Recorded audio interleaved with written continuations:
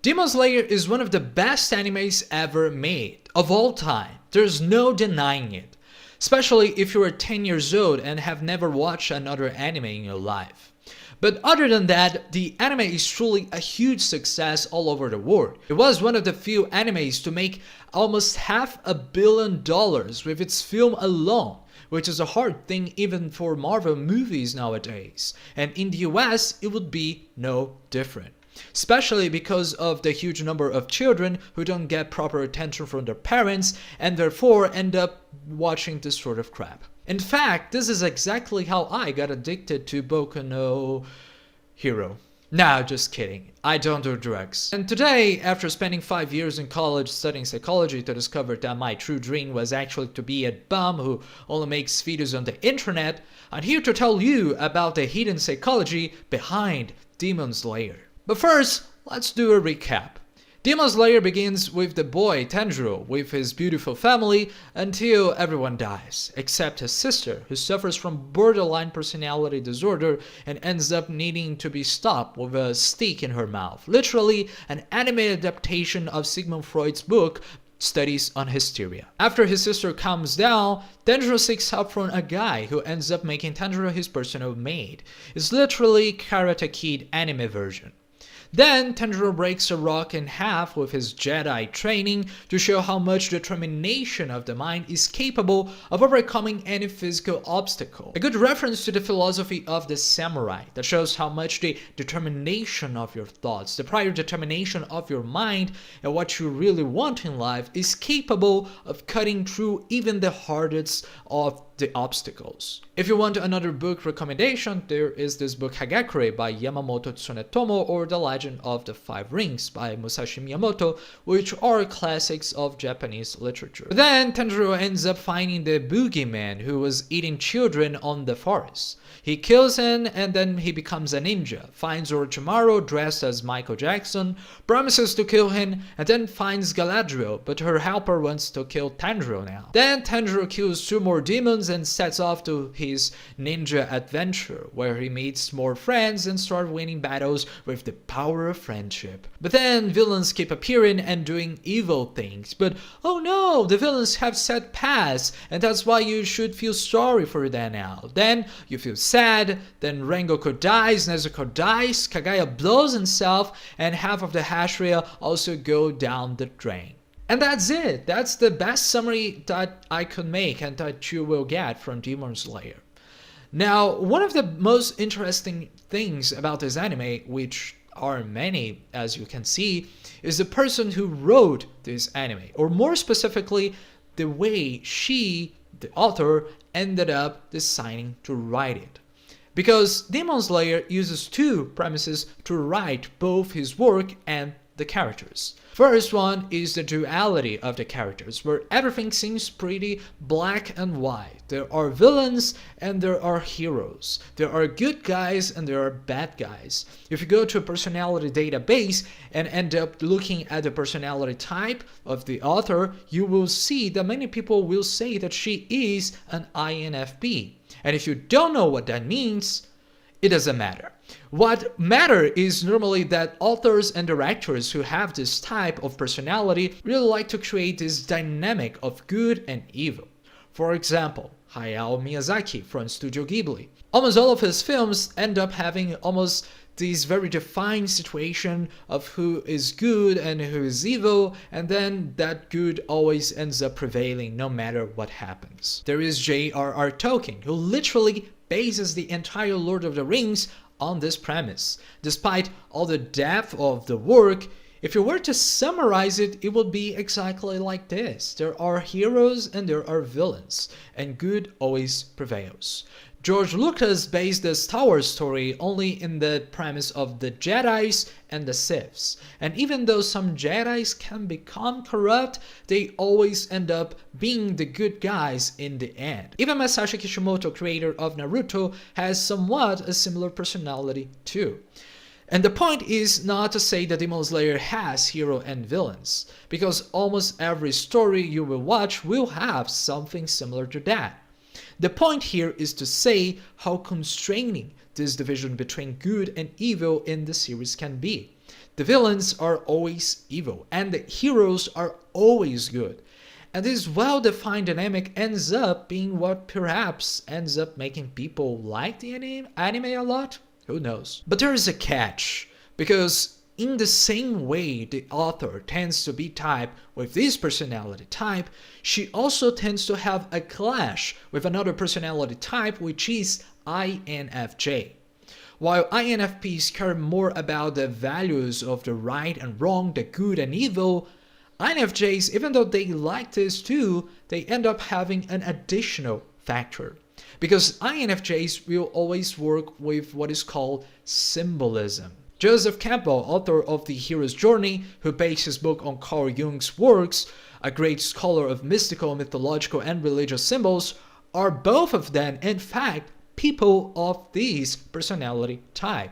These are people and authors in this case who are always working with the meaning behind what they want to present. What is the meaning of the images, the settings, the speeches, and of course, the characters.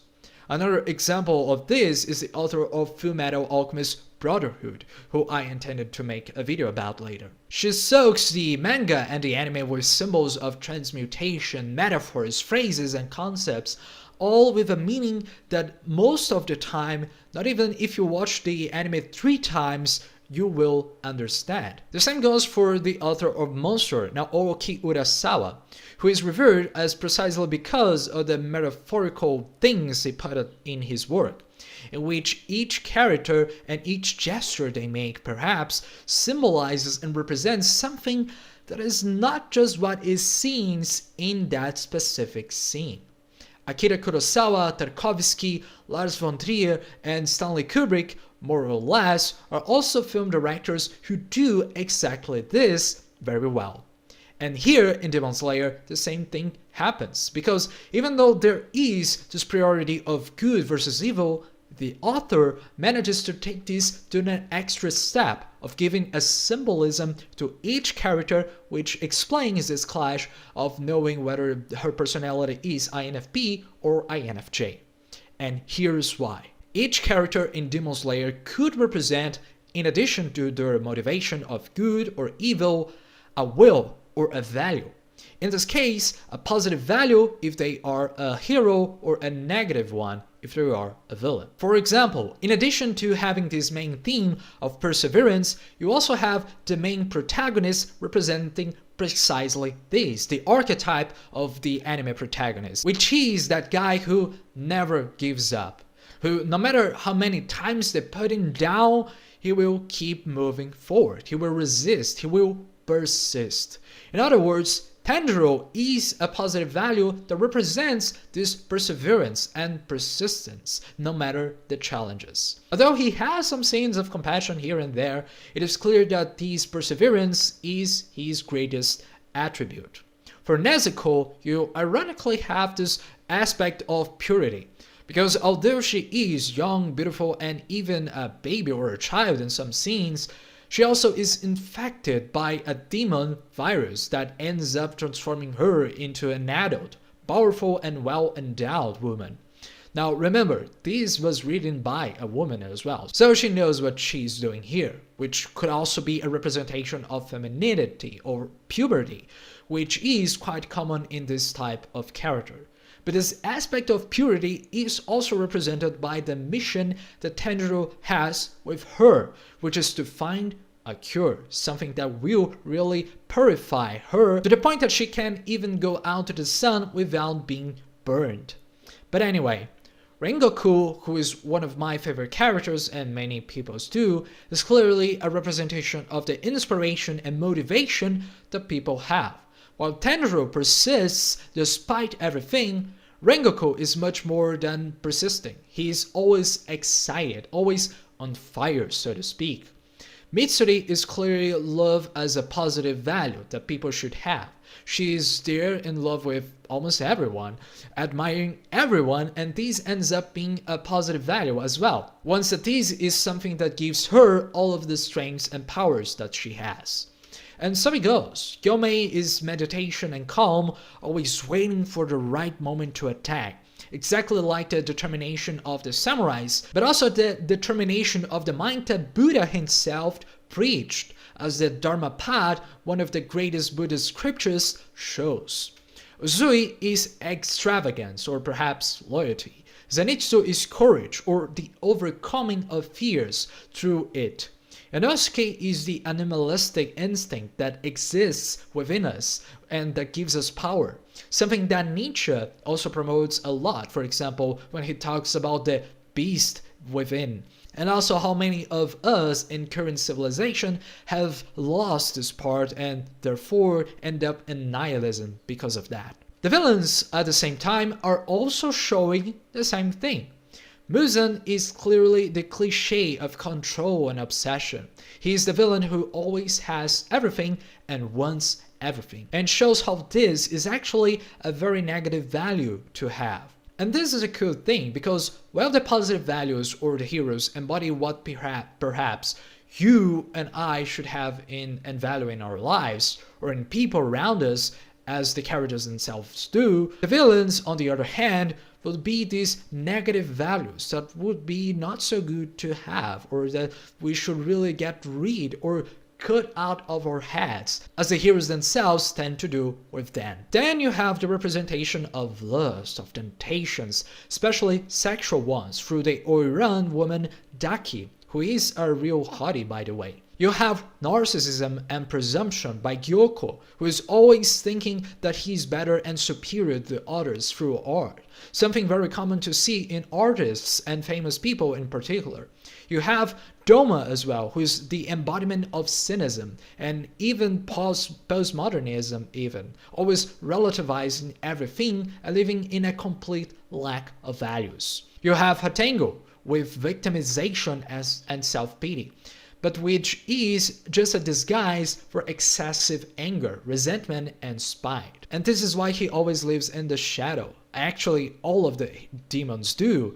And then when he reveals his true form, he is always this tiny thing. And of course, all of these negative values, they are, for most of the part, things that we tend to hide even from ourselves, which is something represented by the fact that the most of the demons never can go out in the light.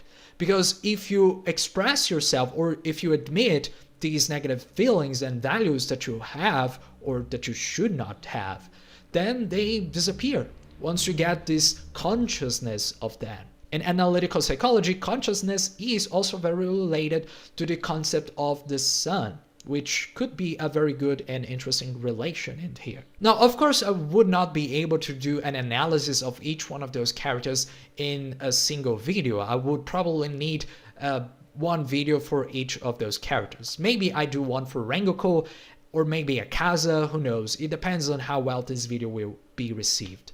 But to sum it all up, I would say that this is a secret message behind Demon Slayer.